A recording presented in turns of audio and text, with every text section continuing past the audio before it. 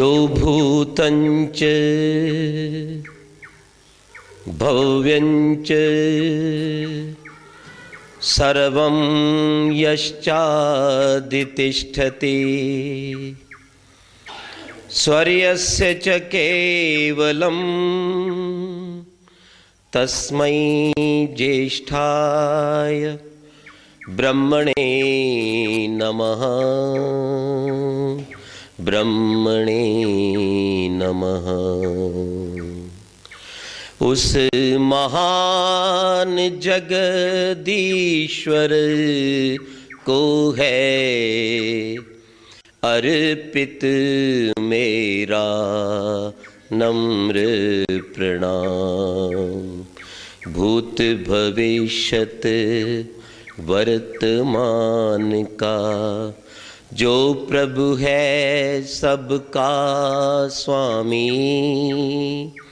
निर्विकल्प आनंद रूप जो है सबका अंतर्यामी। पृथ्वी जिसके चरण तुल्य है, अंतरिक्ष है उदर समान।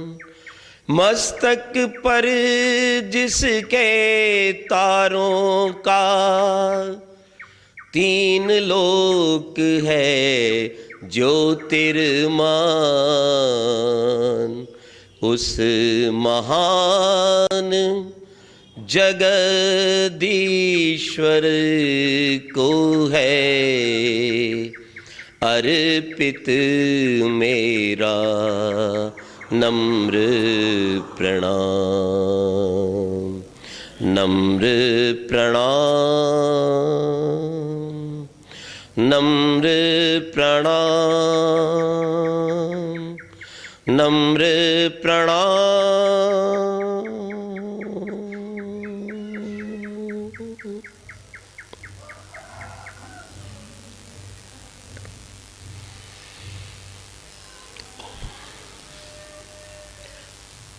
उपस्थित शुद्ध पवित्र आत्माओं, इस पावन वैदिक सत्संग के अंतर्गत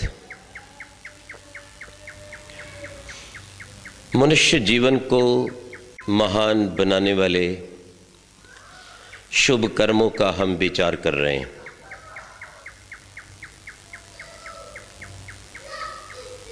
हम इंसान जो अपने आप को सर्वश्रेष्ठ मानते हैं पर जानते नहीं हैं, अपने आप को सर्वश्रेष्ठ कहते हैं पर सर्वश्रेष्ठ कार्य करते नहीं हैं। किस तरह से श्रेष्ठ बन सकते हैं, महान बन सकते हैं, हम उन बातों पर विचार कर रहे हैं, उन बिंदुओं का चिंतन कर रहे हैं। मनुष्य इसलिए महान नहीं कि उसके पास बुद्धि है,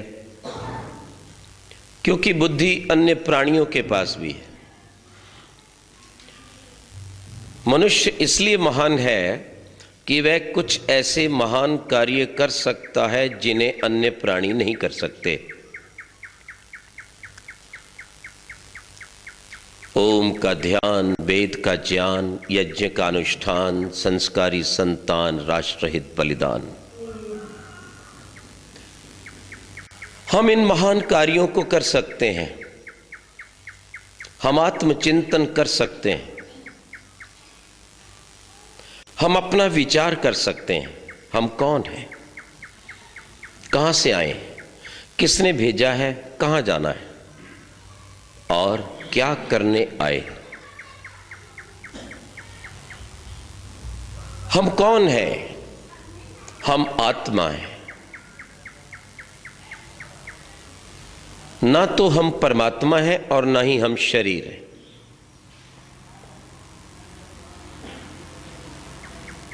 यदि हम परमात्मा होते तो हम दुखी ना होते, हम चिंतित ना होते और समय समय पर अपने अज्ञान के कारण हम पाप ना करते। हीरे का टुकड़ा हीरा होता है, सोने का टुकड़ा सोना ही होता है, और शहद की एक बूंद भी शहद होती है। यदि हम परमात्मा के अंश भी होते तो हम परमात्मा जैसे तो होते, पर नहीं। इससे पता चला कि हम परमात्मा के अंश भी नहीं हैं, हम कुछ अलग हैं। हम छाया भी नहीं है, क्योंकि परमात्मा एक अभौतिक वस्तु है, एक सर्वव्यापक निराकार सर्वज्ञ आनंद युक्त सृष्टिकर्ता चेतन शक्ति है। परमात्मा एक चेतन शक्ति है,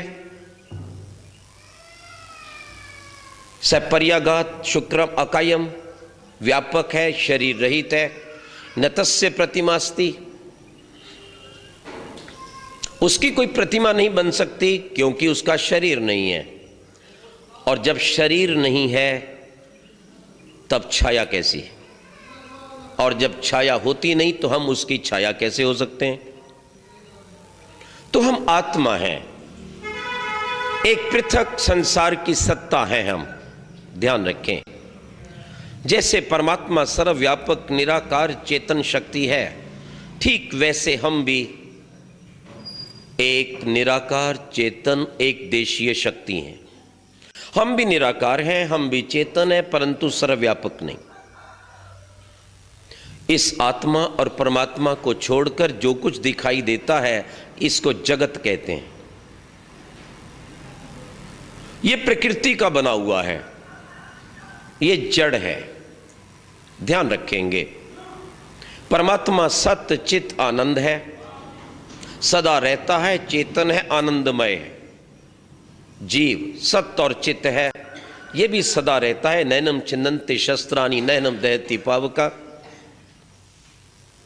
परंतु आनंद युक्त नहीं है, सदा रहता है, चेतन है, और इसी के कारण हमारे शरीर में चेतना है। और जब यह चेतना समाप्त होती है तो व्यक्ति कहते मर गया, आत्मा निकल गया।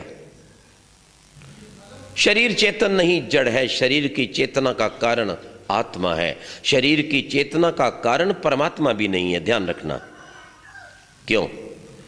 जब आत्मा शरीर को छोड़ देता है तो क्या उसमें परमात्मा नहीं होता? होता है, क्योंकि परमात्मा तो सर्वव्यापक है। ईशावास्यम इदम सर्वम, और उस परमात्मा को किसी वस्तु से कोई व्यक्ति कभी भी अलग नहीं कर सकता। तो परमात्मा तो होता ही है, शरीर में आत्मा हो या ना हो, शरीर जीवित हो या मुर्दा हो, परमात्मा रहता है। परंतु परमात्मा के होते हुए भी शरीर में चेतना नहीं होती। इससे यह सिद्ध हो जाता है कि शरीर की चेतना का कारण परमात्मा नहीं, आत्मा है। ध्यान दें, प्रकृति अपने आप में सदा रहती है,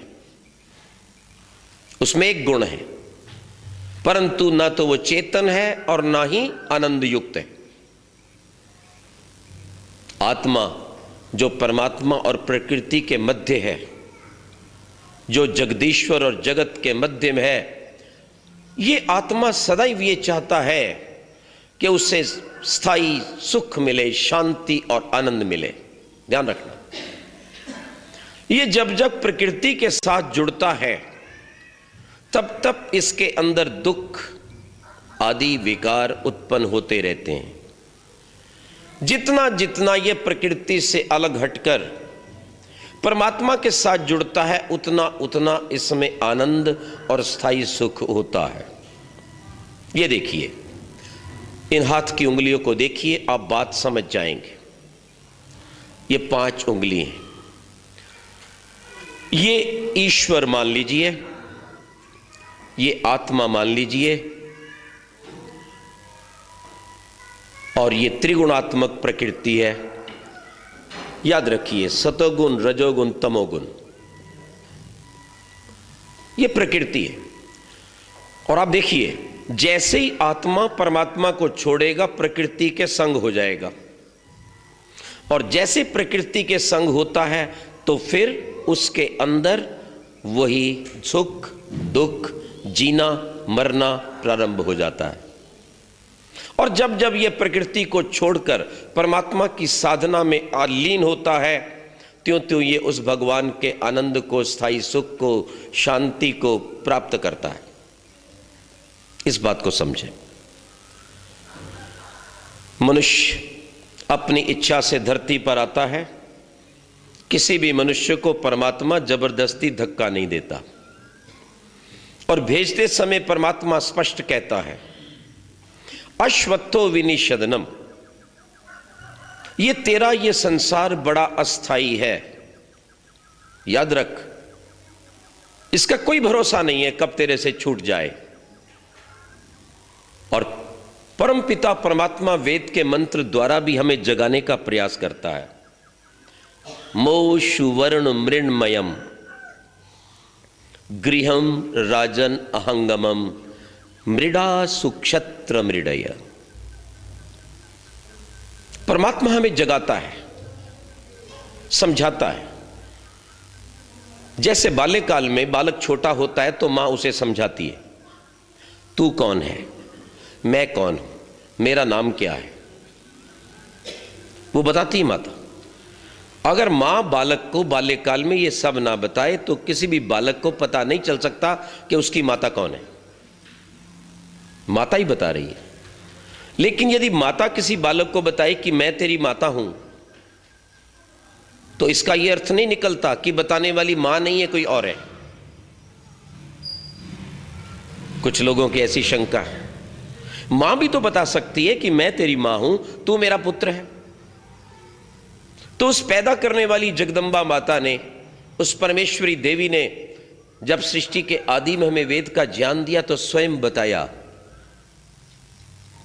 समझाया कि मैं तुम्हारी माता हूं, तुम मेरे पुत्र हो।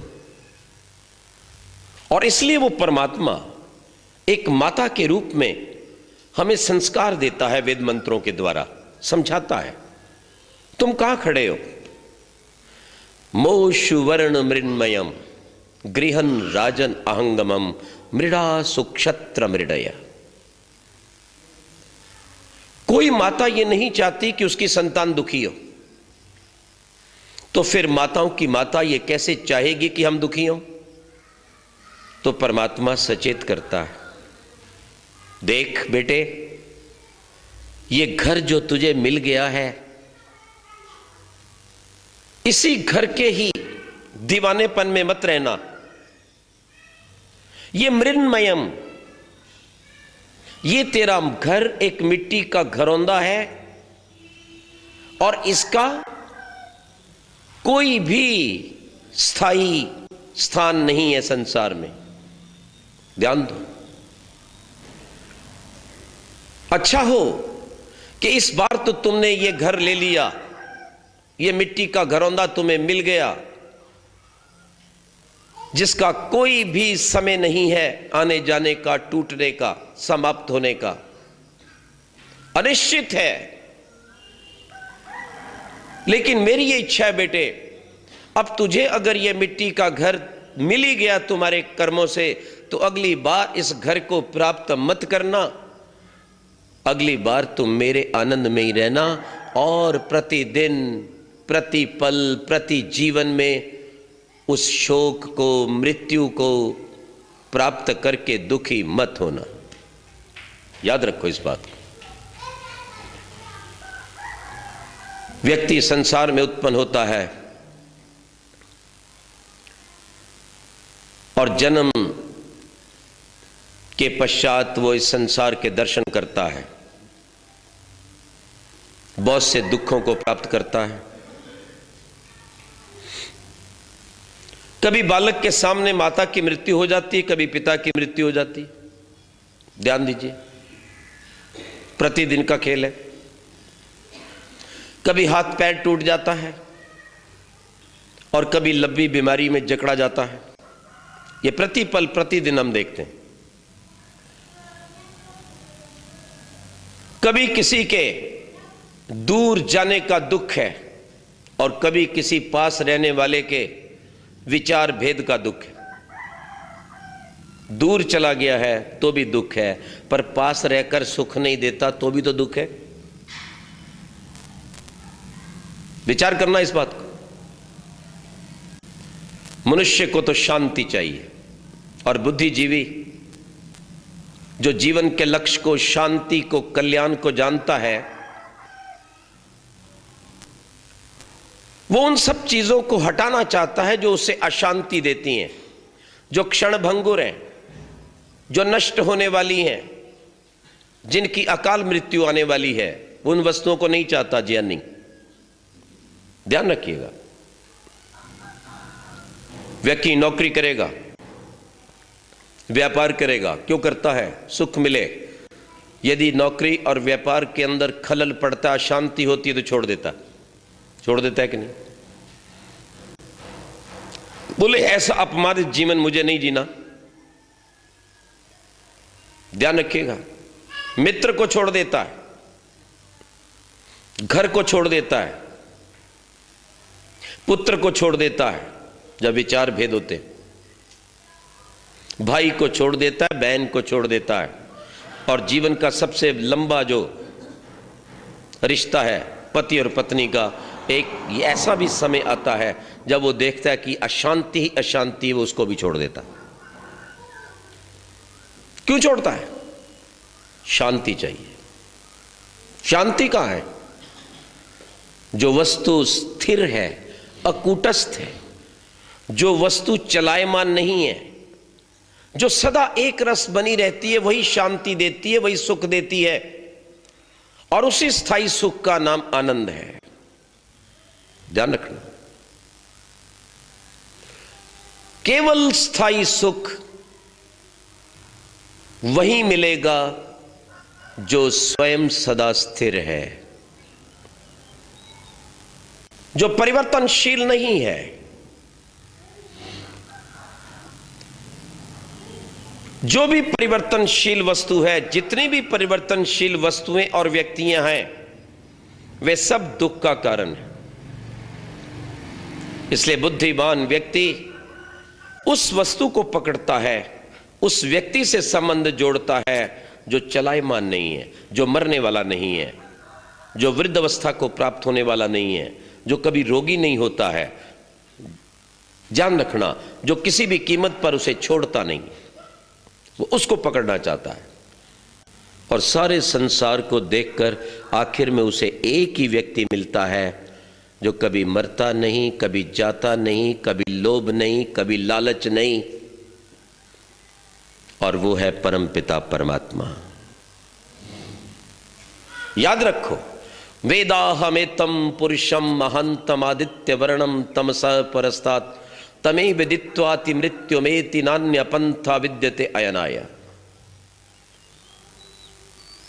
प्रभु स्वयं कह रहे हैं, इस सारे संसार में यदि कोई स्थायी सुख और आनंद का कोई धाम है तो वो धाम मेरे पास है। तू मेरे साथ आ जा, मेरे पास बैठ। न अन्यः पंथा विद्यते अयनाय। ओ प्रिय, इस धाम को छोड़कर और कोई धाम नहीं, इस मार्ग को छोड़कर कोई मार्ग नहीं है, और वो धाम, वो स्थान कहीं और नहीं है, वो तेरे भीतर है। अग्ना याही वीतये घृणानु हव्यदाते निहोता सत्सिबर्षे। वो आनंद का धाम, सदा सुख और शांति देने वाला स्थान, सदा आनंद से भरपूर कर देने वाली यदि वो स्थिति, यदि वो व्यक्ति कहीं है तो तेरे भीतर है और बाहर कहीं नहीं। याद रख इस बात को। पर व्यक्ति इस बात को समझता नहीं है। जरा विचार कीजिए, आपका ये कौन सा जन्म है? आप इससे पहले कितनी बार मरे? बहुत से लोग हमारे बीच में बैठे होंगे जिनकी माता की मृत्यु हो गई। माता कितना प्यार करती है, लेकिन आप सदा के लिए माता को नहीं रख सकते। किसी का पिता चला गया जिसने उसे योग्य बनाया, खड़ा किया और संसार की विपदाओं से लड़ना सिखाया, लेकिन आप सदा पिता को कभी नहीं रख सकते। एक युवक बहुत ही पितृभक्त था, इंजीनियर था, और वो डॉक्टर से लड़ाई करने लगा, झगड़ने लगा कि आप मेरे पिता को क्यों भेज रहे हो हॉस्पिटल से, यहीं रखो। डॉक्टर ने कहा अब हम इससे आगे कुछ नहीं कर सकते। वो बहुत दुखी हुआ, निराश हुआ, अपने पिता को घर लाया। वो मुझे मिला, वो कहता है मैंने घर लाकर अपने पिता की 1 मास 2 मास 3 मास तक भरपूर सेवा की। वो उठ बैठ नहीं सकते थे, अपने आप कुछ कार्य नहीं कर सकते थे, पर मेरे पिता थे। मैंने हर प्रकार से पूरा ध्यान दिया, लेकिन अंत में देर तक बिस्तर पर रहने के कारण उनके शरीर पर घाव होने शुरू हो गए, बेड सोर्स हो गए। बोले अगर मच्छर भी बैठ जाता, मक्खी भी कहीं बैठ जाती तो भी उन्हें घाव हो जाता। अब शरीर पर इतने घाव हो रहे थे, खा पी नहीं रहे थे पिताजी, प्राण जरूर चल रहे थे, पर यह सारा दुख मुझसे देखा नहीं जाता था। मैंने परमात्मा से प्रार्थना की कि प्रभु अब आप मेरे पिता को ले जाइए। कब तक आप रख सकते हैं किसी को, बताओ? चाहे कितना भी आपका प्यारा क्यों नहीं, पुत्र हो, पत्नी हो, पति हो, कब तक आप रखेंगे? इसलिए ये सारा संसार चलायमान है। याद रखना इस बात को। बहुत से लोग मुझे अपनी यात्रा में मिलते हैं, सर पटकते हैं, किसी का पुत्र, और वो भी इकलौता बेटा, और इकलौता बेटा भी इकलौती संतान,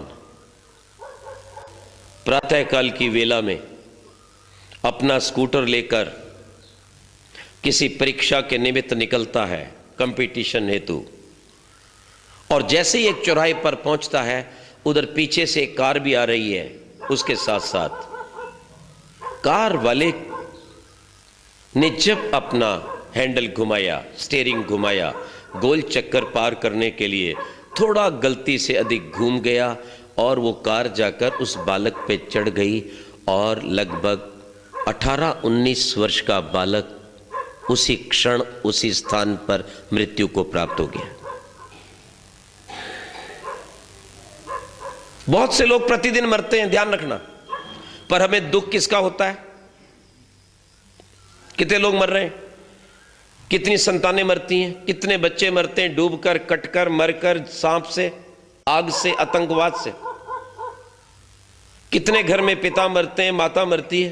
कोई ऐसा घर नहीं होगा जहां कभी किसी की मृत्यु ना हुई हो, पर हमें कष्ट कब होता है? जब हमारे घर में मृत्यु हुई हो। हम जाते जरूर हैं, शोक भी करते हैं, लेकिन उतना उतना दुख हमें होता है जितना जितना संबंध होता है। अपने भाई वाले का कुछ ज्यादा, अपने से कम, उसके आगे परिवार वाले का थोड़ा और कम, थोड़े और दूर वाले का और कम और कम, और जितना दूर का रिश्ता उतना कष्ट। विचार करना। लेकिन कष्ट तो उतना ही है, दुख उतना ही है, पर हमने अनुभव कम किया है, और यह हमारा अज्ञान है या नहीं? यानी अपने घर में मृत्यु तो बहुत दुख, खाना पीना भूल जाता है, छोड़ो क्या करना है, खेती दुकान नौकरी कुछ नहीं चाहिए, कोई घर नहीं चाहिए, मैं तो जा रहा हूं छोड़कर, संसार में कुछ नहीं, सब देख लिया। जिस पर जीवन कितनी आशाएं थी मेरे सामने दम तोड़ गया, मुझे नहीं रहना, मुझे जाना है। और जिस परिवार की वो इकलौती संतान की मृत्यु हुई थी ना, वो दोनों पति पत्नी, क्योंकि और कोई बालक भी नहीं था कि उनका मन बहला देता, 6 मास तक रोते रहे। ध्यान रखना। लेकिन वो बालक एक बार अपने आश्रम आ चुका था। उस बालक के नाना जी जुड़े हुए थे। उन्होंने संपर्क किया। मैंने कहा कोई बात नहीं, आप अपनी पुत्री और दामाद को भेजो, हम प्रयास करेंगे उनका कष्ट कम हो। हमने प्रयास किया, प्रभु से प्रार्थना की, मैंने बैठकर सत्संग किया, उनसे बातचीत की। ये सब कुछ तो स्थिर है, शाश्वत है।